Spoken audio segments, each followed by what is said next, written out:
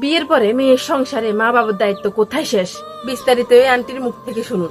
তোমাদের মেয়ের তো বিয়ে দিয়েছো, ঠিক আছে, তোমার দায়িত্ব আছে, দায়িত্ব বলছি, মানছি, তোমারও একটা দায়িত্ব আছে। বিয়ে দেওয়ার পরেও মা বাবাদের দায়িত্ব থাকে, যে তাই বলে তুমি এতটাই দায়িত্ব নিয়ে নিও না যে তার শ্বশুর ঘরে সারাদিন কি হচ্ছে কি যাচ্ছে খোঁজ খবর নেওয়ার তোমার কোনো দরকার নাই।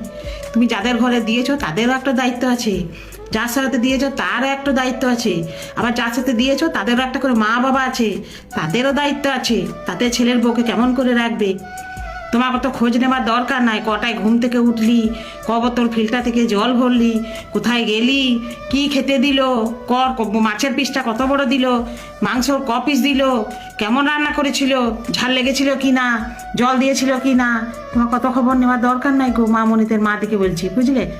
তোমরা মামনিকে একটু ছেড়ে দাও, মামনির মতন করে শ্বশুরঘরটা করুক, বেশি নাক গলাও না, তাহলে মামনিরা সংসার হবে না, বরের সাথে থাকতে পারবে না।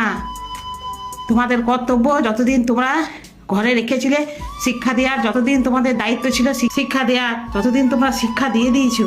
আর শিক্ষা দিও না, উপরি শিক্ষা দিলে ওটা ওর বমি হয়ে যাবে, ওর অ্যাসিডিটি হয়ে যাবে। আর বেশি খোঁজ খবর রেখো না, যতটুকু দরকার ততটুকু রাখো। সকাল থেকে রাত পর্যন্ত রোজ নামচার হিসাব নিও না। মামনিকে মামনির মতন করে থাকতে দাও। সে কোথায় গেল, কি ঘুরলো, কোথায় গেল, কতক্ষণে এলো, কি করবে, কি খাবে, কোথায় যাবে, শাশুড়ি কি বলেছে, শ্বশুর কি বলেছে, বর কি বলেছে, নাইটি পরেছে না চুড়িদার পরেছে না জিন্স পরেছে না টপ পরেছে, অত খোঁজ নিও না। ওই মামনিদের মা দিকে বলছি, বেশি খোঁজ নিলে তোমার মামনি শেষকালে সংসারটি করতে পারবে না, বুঝলে? পরে তোমাকে যখন সংসারটি মামনি করতে পারবে না, যখন মামনির বোধগম্য হবে, তখন ওই মামনি তোমাকেই দোষ দেবে। তুমি আমার সংসারে আগ বাড়িয়ে নাক গলাতে গেলে বলে আমার সংসারটা হলো। তাই বলছি মামনিদের মা দিকে, বিয়ে দিয়ে দিয়েছো, ব্যাস, যার উপরে বিয়ে দিয়েছো, যাদের ঘরে দিয়েছো তাদের উপরে একটু ভরসা রাখো, তারা নিশ্চয়ই তোমার মামনিকে কষ্ট দেবে না।